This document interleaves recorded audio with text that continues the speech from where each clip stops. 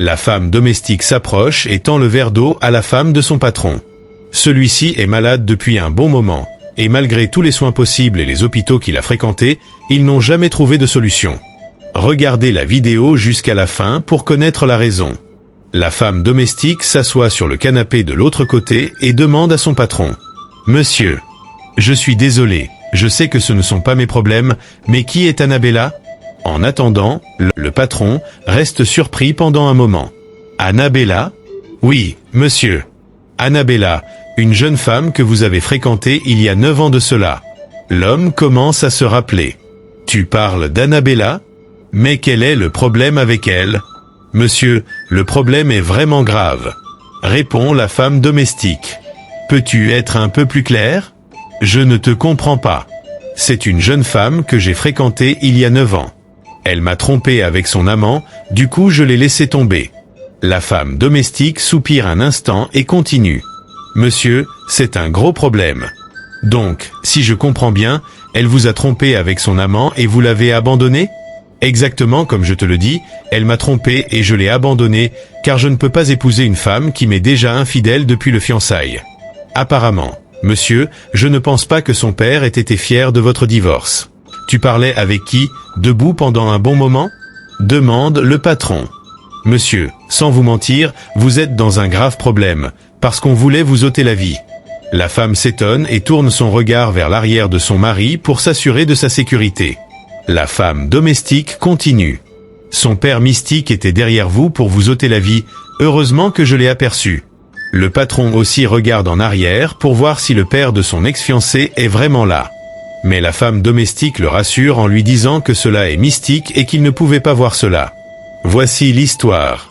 Le patron était couché sur le canapé quand le père mystique apparaît derrière lui et s'apprête à lui ôter la vie. Incroyable mais vrai.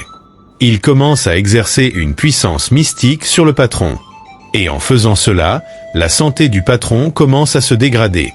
Il commence à se contorsionner dans tous les sens et à se mettre à tousser. « Tout va bien ?» lui demande sa femme.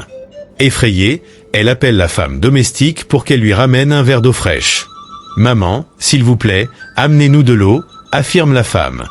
Le père mystique est toujours là et continue son plan. Mais quand la femme domestique sort de la cuisine avec le verre d'eau en main, elle s'écrie « Arrêtez, monsieur !» Mais la femme du patron lui demande pourquoi elle crie. Elle la rassure en lui disant de ne pas s'inquiéter et continue. « Qui êtes-vous ? Et pourquoi faites-vous cela à ce jeune homme ? » Mais le père mystique lui réplique. « Est-ce que cela est ton affaire ? Je suis venu ici pour finir ce que j'ai commencé il y a très très longtemps. » affirme le père mystique. La femme, toujours assise et ne comprenant rien, continue d'exiger à la femme domestique de lui donner le verre d'eau. Mais celle-ci continue de la rassurer, en lui disant de ne pas s'inquiéter et qu'elle va tout gérer, de juste lui donner un petit moment. Elle continue en disant au père mystique de ne même pas essayer de finir ce qu'il avoue avoir commencé. Mais celui-ci lui répond « Femme, mêle-toi de ceux qui te regardent. J'ai mis ce jeune homme dans cet état pour enfin finir avec lui. » La femme domestique reste sans parler. Il voulait continuer, mais il est encore arrêté par la femme domestique. « Je vous interdis de le toucher, pour une dernière fois.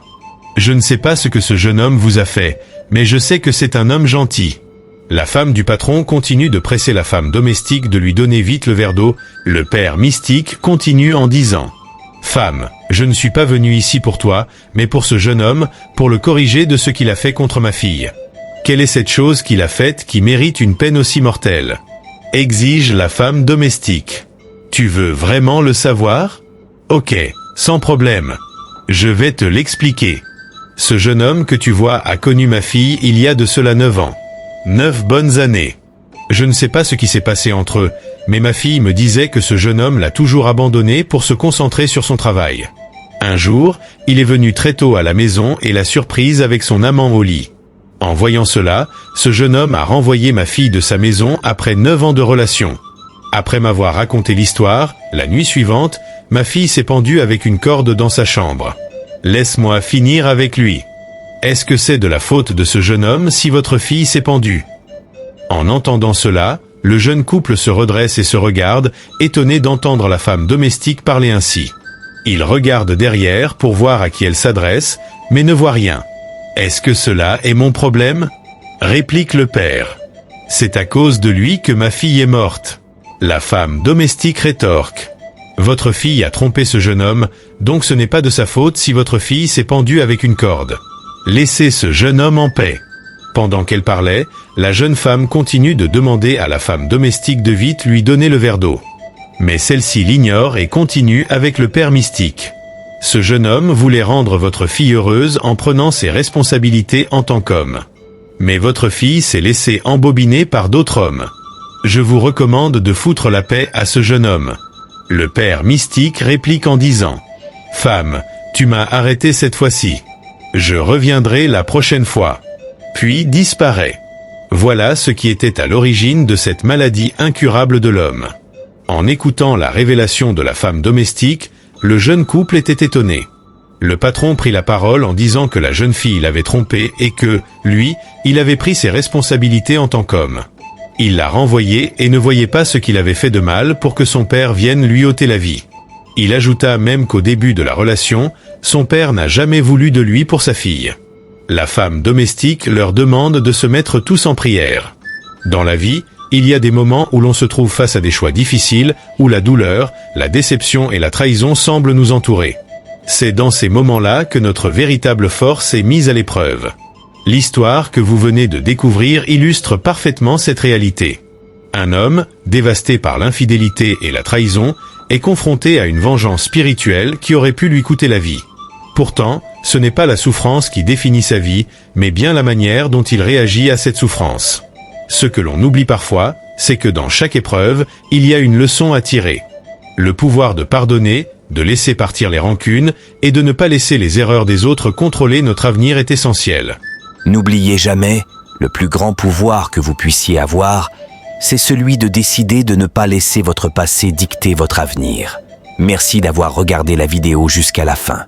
Abonnez-vous et cliquez sur la vidéo qui s'affiche à l'écran pour découvrir une nouvelle vidéo de conseils très inspirants.